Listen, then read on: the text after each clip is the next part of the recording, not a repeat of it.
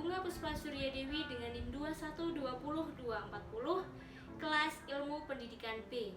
Pada kesempatan kali ini saya akan menjelaskan materi tentang beberapa tinjauan pendidikan. Baik, langsung saja yang pertama yaitu tinjauan dari aspek psikologis. Pada teori konvergensi disebutkan bahwa lingkungan memiliki peranan penting dalam perkembangan jiwa manusia. Lingkungan tersebut terbagi dalam beberapa kategori. Yang pertama yaitu lingkungan fisik, seperti keadaan alam, musim, tanah, dan lain sebagainya. Yang kedua yaitu lingkungan sosial. Lingkungan sosial adalah lingkungan di mana tempat individu tersebut berinteraksi. Dibagi menjadi dua lagi, yang pertama yaitu lingkungan primer. Lingkungan sosial primer yaitu lingkungan yang anggotanya saling mengenal, seperti keluarga, teman, dan kerabat. Lingkungan yang kedua yaitu lingkungan sosial sekunder, yaitu yang hubungan antara anggotanya bersikap longgar. Setiap individu terhadap lingkungan dapat menjadi tiga kategori. Yang pertama yaitu individu menolak jika tidak sesuai dengan apa yang ada di dalam dirinya.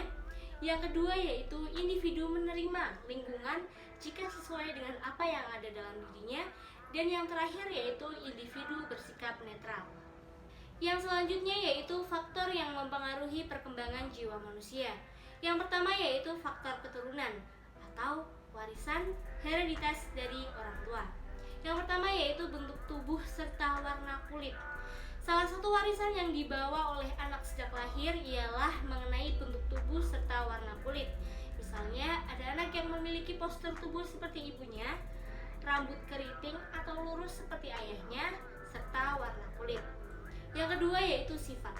Bermacam-macam sifat yang dimiliki manusia seperti penyabar, pemarah, kikir, pemboros, hemat, dan sebagainya. Sifat-sifat tersebut dibawa manusia sejak lahir.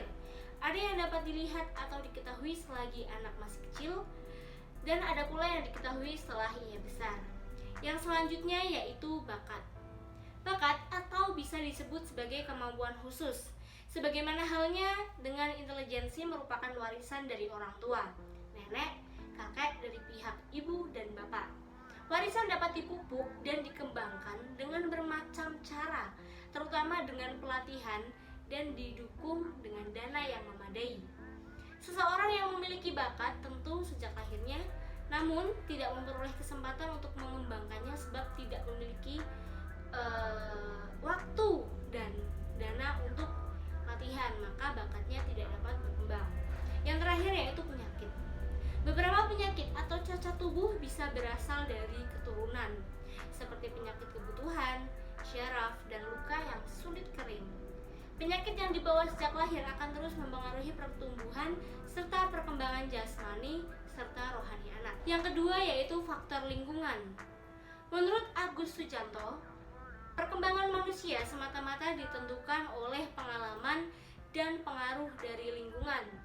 Jadi, lingkungan di mana seseorang hidup dan dibesarkan adalah faktor terpenting yang membentuk kepribadiannya, termasuk membentuk sistem pembelajarannya.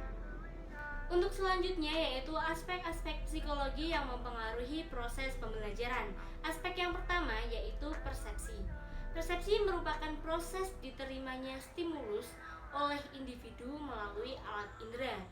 Alat indera tersebut merupakan penghubung antara individu dengan dunia luar. Aspek yang kedua yaitu belajar. Belajar merupakan suatu proses adaptasi perilaku yang bersifat progresif.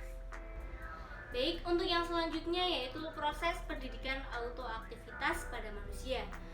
Objek formal psikologi adalah kegiatan atau tingkah laku individu.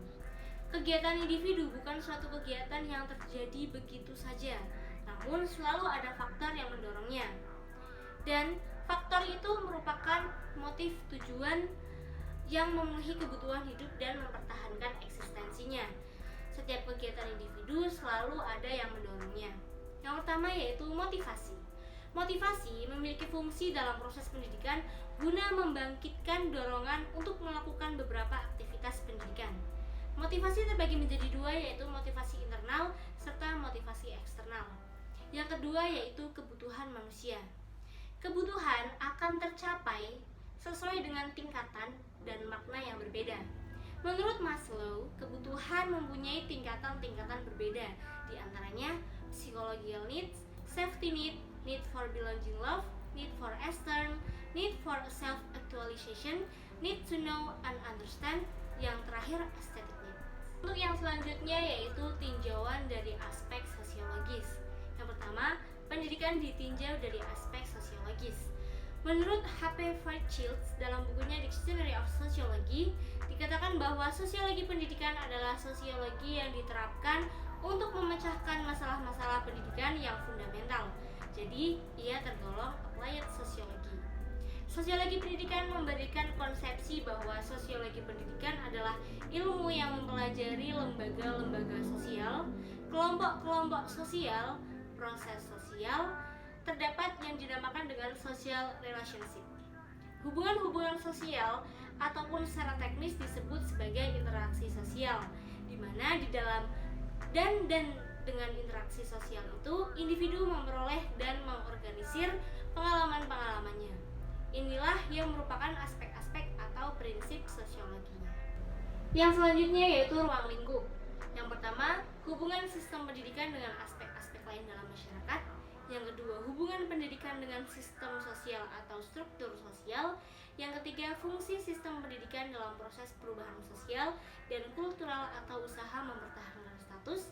Dan yang keempat yaitu hubungan antara sistem pendidikan dengan proses kontrol sosial dan sistem kekuasaan. Yang terakhir yaitu pentingnya sosiologi pendidikan. Mengapa para guru dan calon guru harus memiliki bekal sosiologi pendidikan? Pada kenyataannya menunjukkan bahwa masyarakat mengalami perubahan secara cepat, progresif, dan kerap kali menunjukkan skala disintegratif atau berkurangnya kesetiaan terhadap nilai-nilai umum.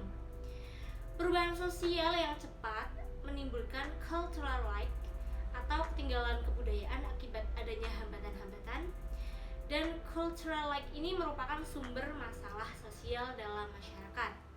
Masalah-masalah sosial juga dialami oleh dunia pendidikan, sehingga lembaga-lembaga pendidikan tidak mampu mengatasinya. Maka, para ahli sosiologi diharapkan dapat menyumbangkan pemikirannya untuk memecahkan masalah-masalah pendidikan yang fundamental. Guru adalah seorang administrator, information, dan konduktor, dan sebagainya, dan harus berkelakuan menurut harapan masyarakat. Dari guru, sebagai pendidik dan pembangun generasi baru, diharapkan tingkah laku yang bermoral tinggi demi masa depan bangsa dan negara. Kepribadian guru dapat mempengaruhi suasana kelas, baik kebebasan yang dinikmati anak dalam mengeluarkan buah pikiran dan mengembangkan kreativitasnya, ataupun pengekangan dan keterbatasan yang dialami dalam pengembangan kepribadiannya.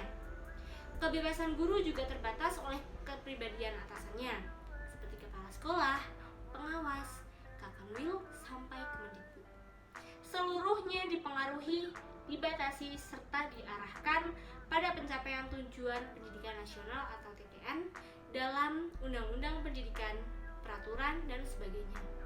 Anak dalam perkembangannya dipengaruhi oleh orang tua atau wali yang disebut sebagai pendidikan informal, guru-guru yang disebut sebagai pendidikan formal, serta masyarakat yang disebut sebagai pendidikan non-formal.